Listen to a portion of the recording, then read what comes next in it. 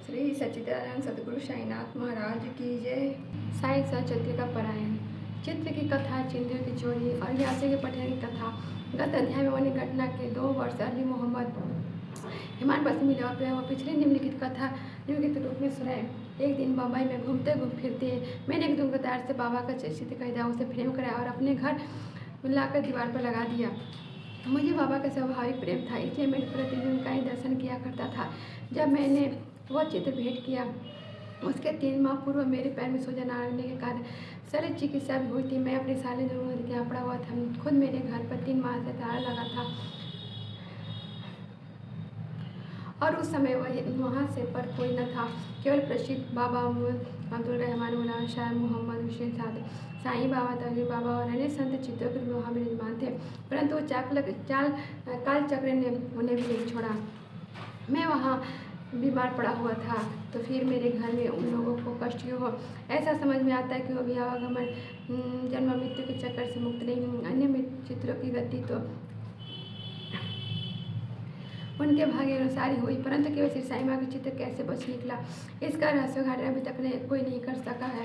इससे श्री साईं बाबा की सौभाग्यता और उनकी असीम शक्ति का पता चलता है। कुछ वर्ष पूर्व मुझे मोहम्मद हुसैन थारिया टोपन से संत बाबा अब्दुल रहमान का चित्र प्राप्त हुआ था, जिसे मैंने अपने साल मोहम्मद की पीरबाई को दे दिया, जो 1800 से उनकी मेज पर पड़ा हुआ था। एक दिन उसकी दृष्टि चित्र पर पड़ी, तब उसने उसे फोटोग्राफर के पास ले जाकर उसकी बड़ी फोटो बनवाई और उसकी कॉपियाँ अपने कई रिश्तेदार मित्रों में वितरित कर दी। उनमें से एक प्रति मुझे मिली थी, जिसे मैंने अपने घर की दीवार पर लगा रखा था। नूर मोहम्मद संत अब्दुल रहमान से थे। जब संत अब्दुल रहमान साहब का दरबार लगवा था, नूर मोहम्मद ने उनकी फोटो भेंट करने हेतु उनके समक्ष उपस्थित हुए। फोटो को देखते ही उपस्थित होकर नूर मोहम्मद को मारने दौड़े तथा उन्हें बाहर निकाल दिया।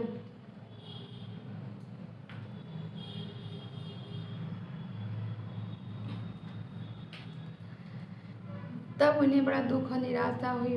फिर उन्हें विचार आया कि मैंने इतना व्यर्थ ही खर्च क्यों किया, जिसका परिणाम अपने गुरु क्रोध और पश्चाताप का कारण बना। उनके गुरु मूर्ति पूजा के विरोधी थे, इसलिए उन्हें अपने हाथ में फोटो लेकर अपोलो बंदरगाह पहुंचे। एक ना किराए पर लेकर बीच समुद्र में फोटो विसर्जित कर आए। नूर मोहम्मद ने अपने सब मित्रों से और समाधि से प्रार्थना कर सब फोटो वापस बुला लिए। कुल 6 फोटो दिए और एक बच्चों के हाथ से बाहर जाकर निकल समुद्र में विसर्जित करा दिए। इस समय मैं अपने सालिना घर पर ही था। नूर मोहम्मद ने मुझसे कहा कि यदि तुम इस संतों के चित्रों को समुद्र में विसर्जित कर रहा तो फिर तुम उसी के स्वस्थ हो जाओगे। यह सुनकर मैंने मैनेजर मेहता को अपने घर पर भेजा और उनके द्वारा घर पर लगे हुए सब चित्रों को समुद्र में विसर्जित कर दिया। 2 माह के पश्चात जब मैं अपने घर वापस लौटा तो बाबा का चित्र पूरा लगा देखकर मुझे महान आश्चर्य हुआ। मैं समझ न सका कि मेहता ने अन्य सब चित्र तो निकाल कर विसर्जित कर दिए, केवल वह यही चित्र कैसे बच गया। तब मैंने उन्हें तुरंत ही उसे निकाल लिया और सोचने लगा कि कहीं मेरे सारे की चित्र पड़ गई तो उसकी दृष्टि कर देगा।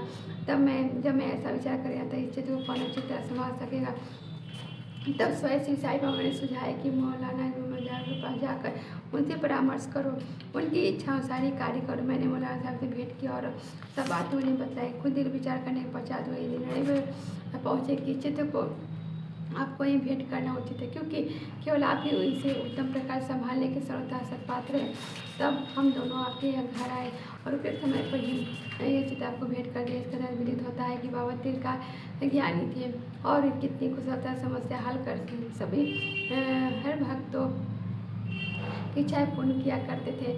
निम्नलिखित कथा इस बात का प्रतीक है कि धार्मिक जिज्ञासु बाबा किस प्रकार स्नेह रखते तथा किस प्रकार उनके कष्ट निवारण कर उन्हें सुख पहुँचाते थे।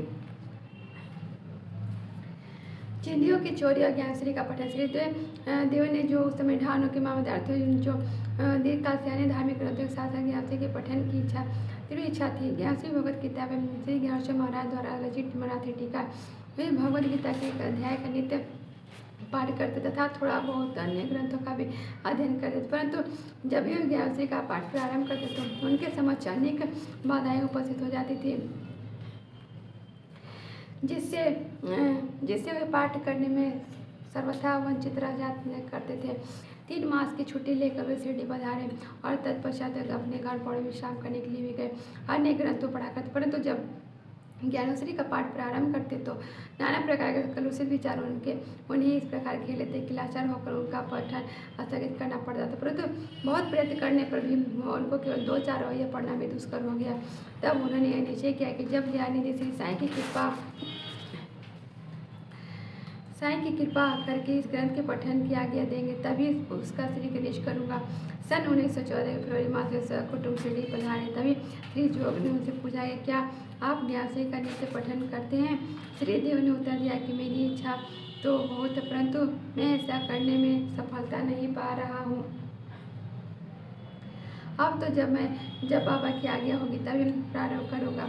श्री जोग ने सलाह दी किया एक ग्रंथ की प्रति खरीद के बाबा को भेंट करो और जब वे अपने कर कमलों से स्पर्श कर उसे वापस लौटा दे तब उसका पठन प्रारंभ करना। श्री देव ने कहा कि मैं इस प्रणाली को सिद्ध कर नहीं समझता, क्योंकि बाबा तो अंतर्यामी है और मेरे हृदय की इच्छा उनसे कैसे गुप्त रह सकती है। क्या स्पष्ट शब्दों में आगे देकर मेरी मनोकामना पूर्ण न करेंगे? श्री देव ने जाकर बाबा के दर्शन किए और 1 रुपया दक्षिणा भेंट की। तब बाबा ने उनसे 20 रुपये दक्षिणा मांगी और उन्हें सहर से दे दी। रात्रि के समय श्री देव ने बालक राम से भेंट की, जो उन्होंने भेंट किया और उनसे पूछा आपने किस प्रकार बाबा की भक्ति तथा कृपा प्राप्त की? बालक राम ने कहा मैं दूसरे दिन आरती समाप्त होने के पश्चात आपको पूर्ण वृत्तांत सुनाऊंगा। दूसरे दिन जब श्री देव साहब दर्शनार्थ मस्जिद में आए तो बाबा ने फिर 20 रुपये दक्षिणा मांगी, जो उन्होंने साथ भेंट कर दी।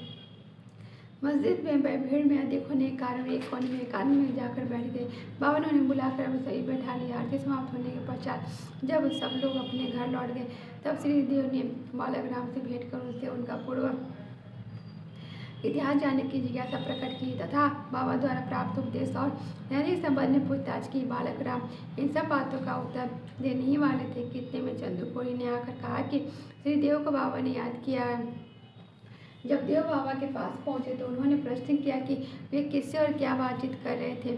श्री देव ने उत्तर दिया कि बालक राम के उनके कृत्य का गुणगान श्रवण कर रहे थे। तब बाबा ने उनसे पुनः 25 रुपये दक्षिणा मांगी, जो उन्होंने सहज दे दी।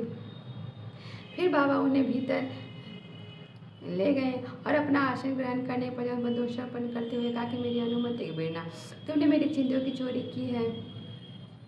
शिवदेव ने उत्तर दिया कि भगवान जहाँ तक मुझे स्मरण है मैंने ऐसा कोई कार्य नहीं किया है, परंतु बाबा कहाँ मानने वाले थे। उन्होंने अच्छी तरह ढूंढने का उन्होंने खोज की परंतु कहीं कुछ न पाया। तब बाबा ने क्रोध होकर कहा कि तुम्हारे अतिरिक्त यहाँ और कोई नहीं है, तुम ही चोर हो। तुम्हारे बाल तो सफ़ेद हो परंतु इतने वृद्ध होकर भी तुम यहाँ चोरी करने को आए हो। इसके पश्चात बाबा आपे से बाहर हो गए। उनकी आंखें क्रोध से लाल हो गई और बुरी तरह से गालियाँ देने लगे और डांटने लगे। देव शांतिपूर्वक सब कुछ सुनते रहे। वे मार पड़ने की भी आशंका कर रहे थे। 1 घंटे के पश्चात ही बाबा ने उन्हें वाड़े में लौटने को कहा। वाड़े लौटकर उन्होंने जो कुछ कहा हुआ था उसका पूर्ण विवरण जो और बालक राम को सुनाया। दोपहर के पश्चात बाबा ने सबके साथ देव को भी बुलाया और कहने लगे कि शायद मेरे शब्दों से ने इस वृद्धा को पीड़ा पहुंचाई होगी। उन्होंने चोरी की है और ये स्वीकार नहीं करते। उन्होंने देव से पुनः 12 रुपये दक्षिणा मांगी, जो उन्होंने एकत्र करके सारी भेंट करते हुए उन्हें नमस्कार किया। तब बाबा देव से कहने लगे कि तुम आजकल क्या कर रहे हो? देव ने उत्तर दिया कुछ भी नहीं। तब बाबा ने कहा प्रतिदिन पोथी ज्ञानेश्वरी का पाठ किया करो, जाओ वाड़े में बैठ कर क्रमशः नित्य पाठ करो और जो कुछ भी तुम पढ़ो इसका अर्थ दुष्टों को प्रेम पूर्वक भक्ति पूर्वक समझाओ। मैं तो तुम्हें सुनहरा सैला दुपट्टा भेंट कर देना चाहता हूँ, फिर तुम दूसरों के सभी चिंतियों की आशा से क्यों जाते हो? क्या तुम्हें कि यह शोभा देता है? पोथी पढ़ने की आज्ञा प्राप्त करके देवती प्रसन्न हुए। उन्होंने सोचा कि मुझे इच्छित वस्तु की प्राप्ति हो गई है और मैं आनंदपूर्वक पोथी ज्ञानेश्वरी पढ़ सकूँगा। मैंने पुनः साष्टांग नमस्कार किया और कहा कि हे प्रभु, मैं आपके शरण में हूँ, आपका बोझ शिष्य हूँ, मुझे पाठ में सहायता कीजिए। अब उन्हें चिंतियों की अर्थ स्पष्टता विदित हो गया था। उन्होंने बालक राम से जो कुछ पूछा था वो चिंतित स्वरूप था। इन विषयों में बाबा किस प्रकार का कार्य रुचिकर नहीं था,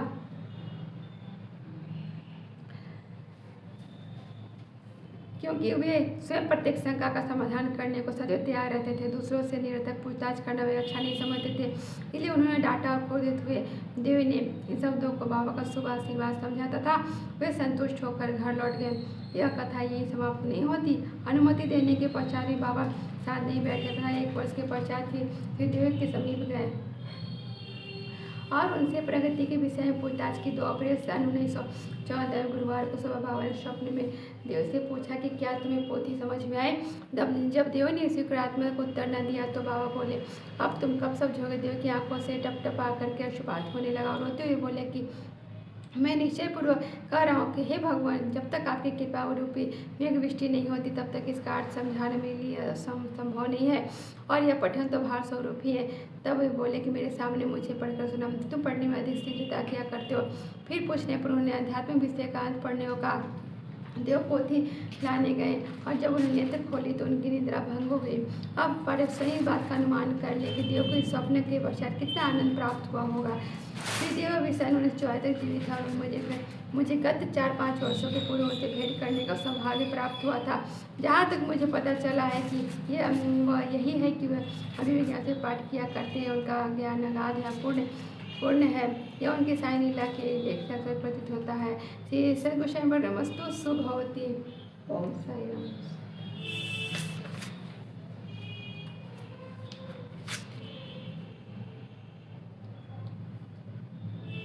अनंत कोटि ब्रह्मांड नायक राजाधिराज योगीराज परमभा श्री सच्चिदानंद सद्गुरु साईनाथ महाराज की जय। ओम साई राम।